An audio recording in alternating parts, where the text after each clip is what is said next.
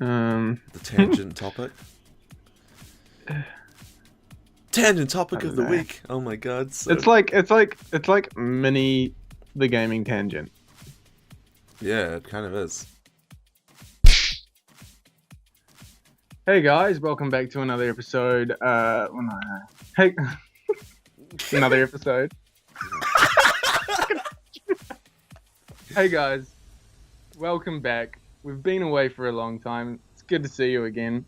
I'm currently in another country at the moment. I'm in England, doing work, experience and stuff. I've been traveling around Europe.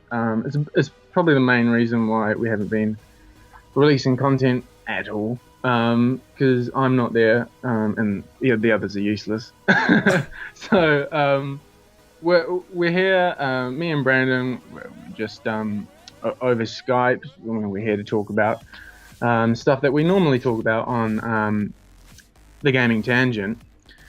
But the problem with the gaming tangent, we can't film it because we're not all together. But also, it was a bit too big and a bit too ambitious to start off with. So we're gonna scale down a bit. We're gonna keep to these small mini tangents.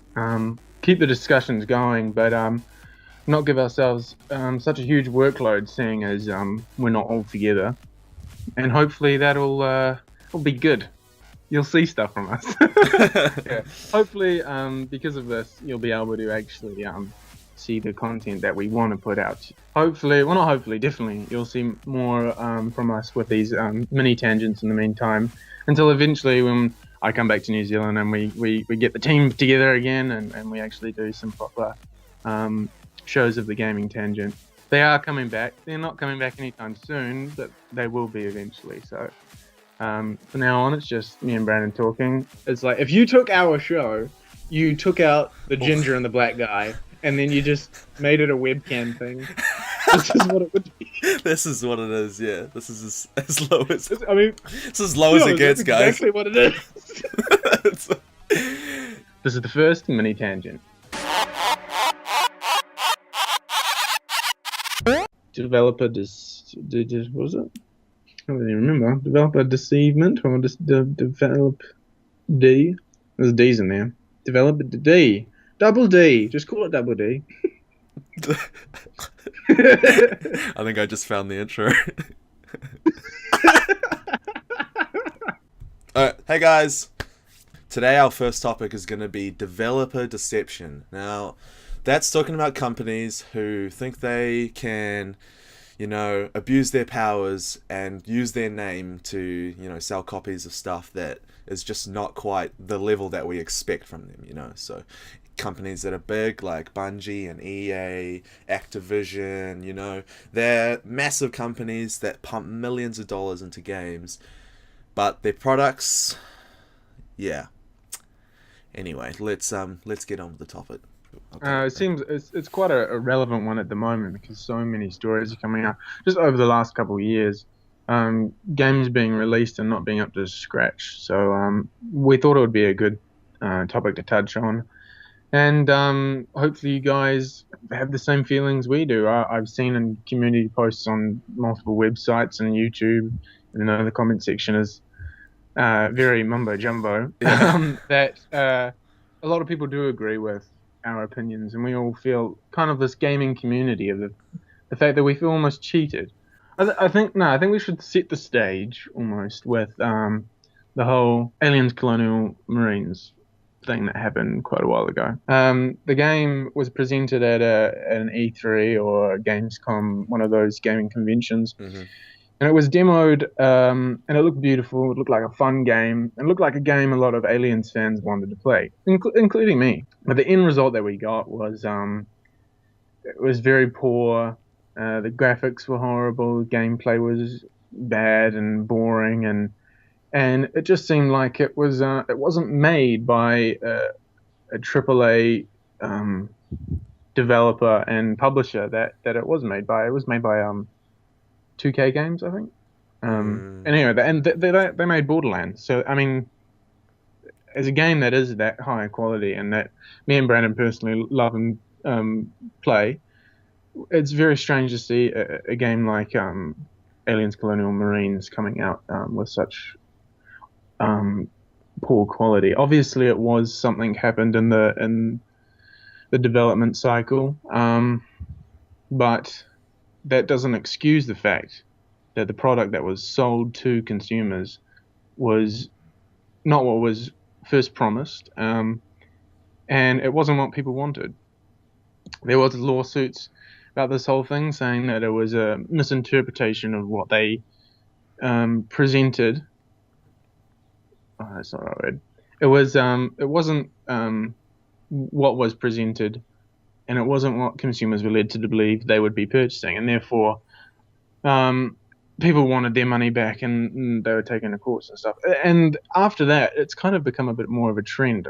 A lot of companies, now I don't see why they would want to, but they've kind of rushed their games out, and um, it's getting the community of gamers in a bit of an uproar because we don't like this kind of thing. We want games that we're promised. Yeah, I And think with especially with that, like recently, what did we have at the E3? They showed off Watch Dogs, right? And they had the game running and they had it on high settings, glistening, beautiful reflections and all the stuff, and then quite literally like hid some of those like advanced settings from users because their game they didn't feel stable enough or they had problems. But the matter of the fact was they showed it off with like kind of those capabilities, and everyone kind of expected that. So when people found out that you can have that stuff, and they eventually found it, those hackers found it and re-enabled them, there was they had quite a big problem with their company, and Watch Dogs kind of got a bad rep for that, and mm, and like it's kind of led, Ubisoft, which is they put out good games and they really have stepped up over the last couple of years. And so they've become this trusted figure, this trusted developer, and just that one slip up has yeah, it's made people cautious now. yeah, The like next Assassin's Creed game that looks mm, really good. but people aren't People the sure. first Yeah. Yeah, yeah, the first thing people said was, is it going to do a Watch Dogs on us and end Is up it, not looking as good yeah, as it does was? it actually look like that, Yeah, yeah, and it Yeah. did. It looked amazing. Yeah. It Um, does look good, yeah. I'm not gonna lie. but So, yeah, I mean, I personally, I'm even a little bit worried about it. I hope mm, not. Um, I hope it was just a one-time thing, but it's made us, unaware of how we feel. which is not what you want, the whole idea of showing off a game is so that people can be like, "Oh, that's what it's gonna be. That's what I want." That's the whole idea. There's no need for this like blanket of like doubt to be cast over there, and now users are a bit wary of like they don't even trust these kind of videos that the companies are putting out anymore. They more along the lines of like having to wait till the game comes out and then seeing what big people on YouTube and stuff review it as, because um I don't know if you know, but like pre-orders for like games have just plummeted. The newest Call of Duty coming out is like Which I think is abysmal. good.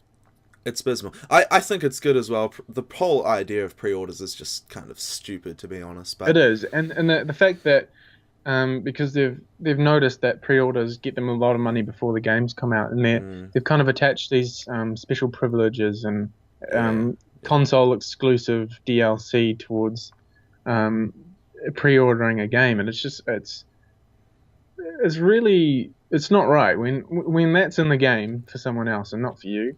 It's kind yeah. of it's taking a bit of. I mean, if they didn't even have the ability to do it in the past, and now they're kind of exploiting it to a point where it's just the norm, and Mm, it shouldn't be. It shouldn't be the norm. But yeah, and well, in South Park, what was it? Cartman said, "There's the only thing that pre-order gets you is a big dick in the oh mouth." yeah, big dick in the mouth for pre-orders.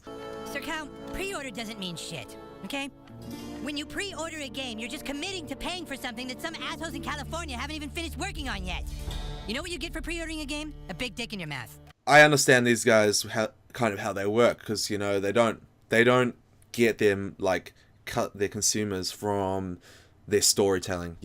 Their single player, like, okay, people are going to argue with me and say that their single player is what draws them in, but to be quite frank, it's the multiplayer experience that makes these people play this game. So when they release DLC and it brings out 4 new maps and a new gun and a skin, that's kind of what people are looking for. But I feel like it's kind of like an easy way to like have DLC, especially with how much they charge for it.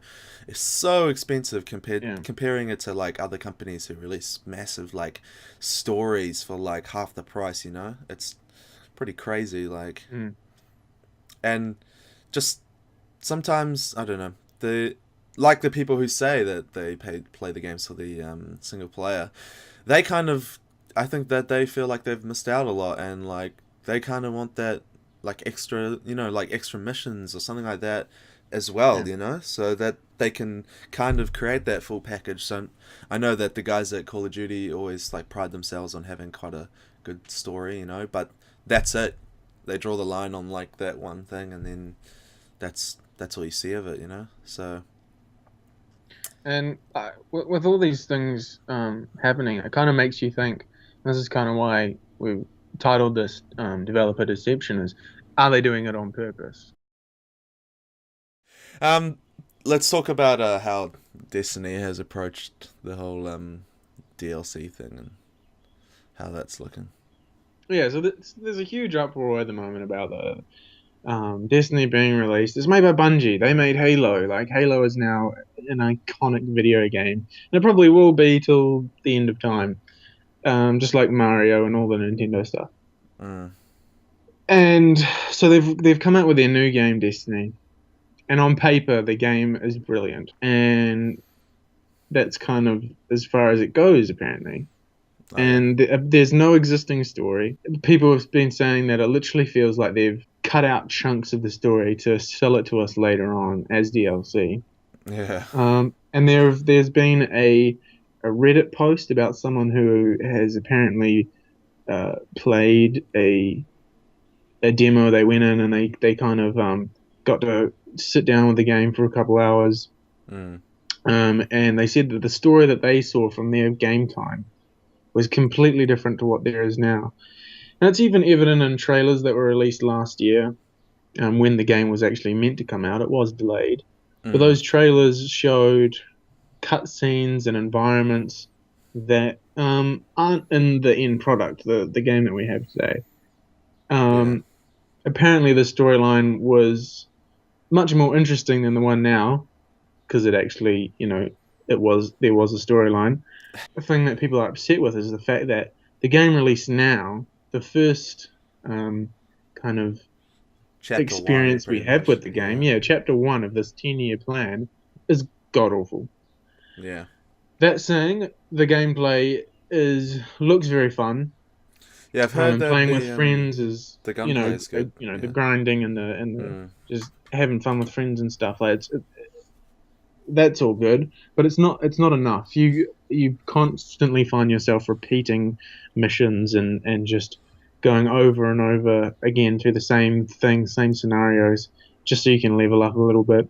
Yeah. And people were just kind of getting bored with the game already. It's only been out like a couple of weeks, which is saying something, definitely.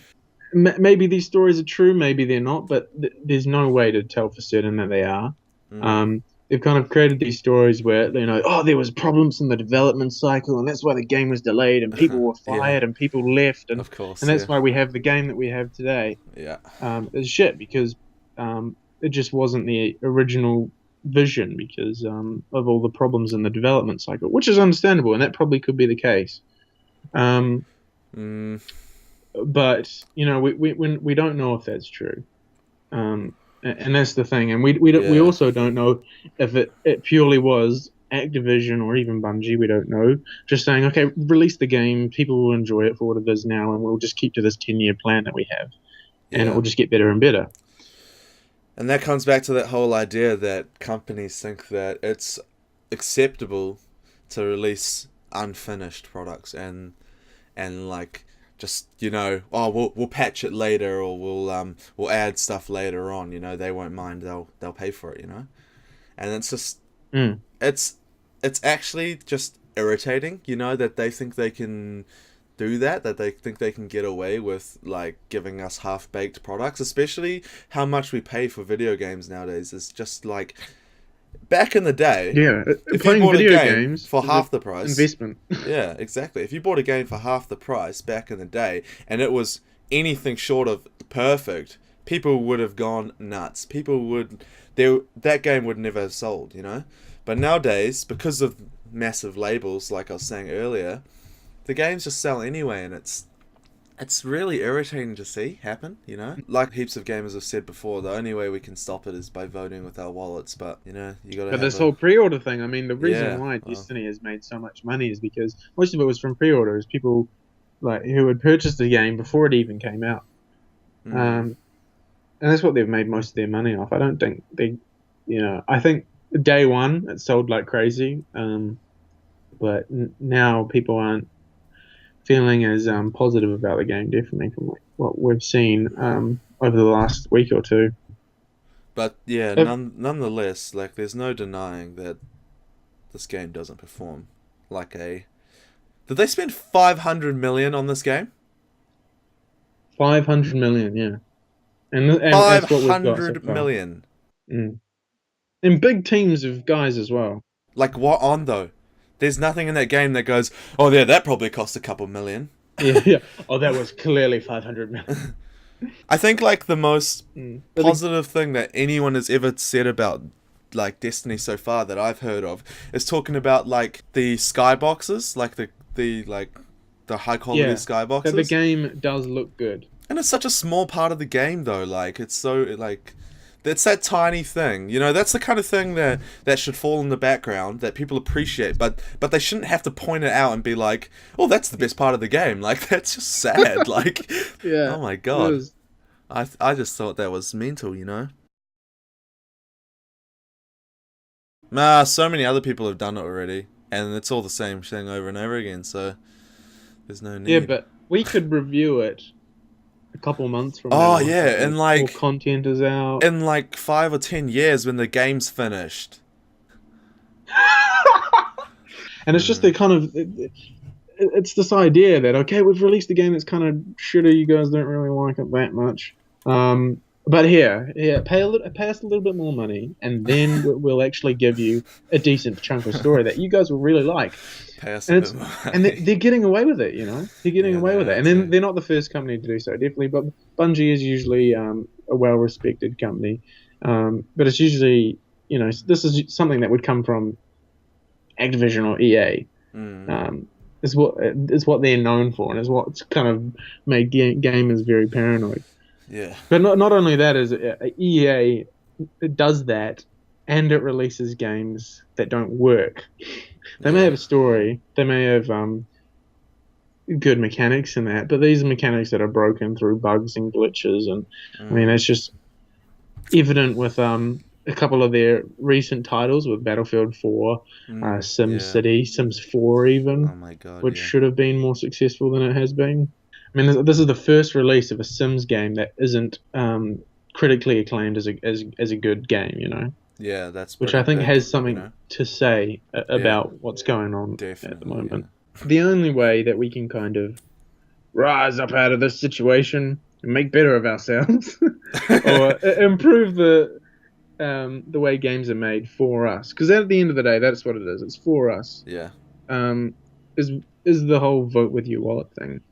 I encourage you to not pre-order games, because that is all you're doing, is you're just sucking the dick of the company that's making it. You know what you get for pre-ordering a game? A big dick in your mouth. It's not making you feel any better that you're going to get a good product, but it does give these developers money that they probably don't deserve. You should really wait until the game comes out before you purchase, because pre-orders, don't get sucked into the whole pre-order specials and deals and stuff, because they'll probably be released to you later on.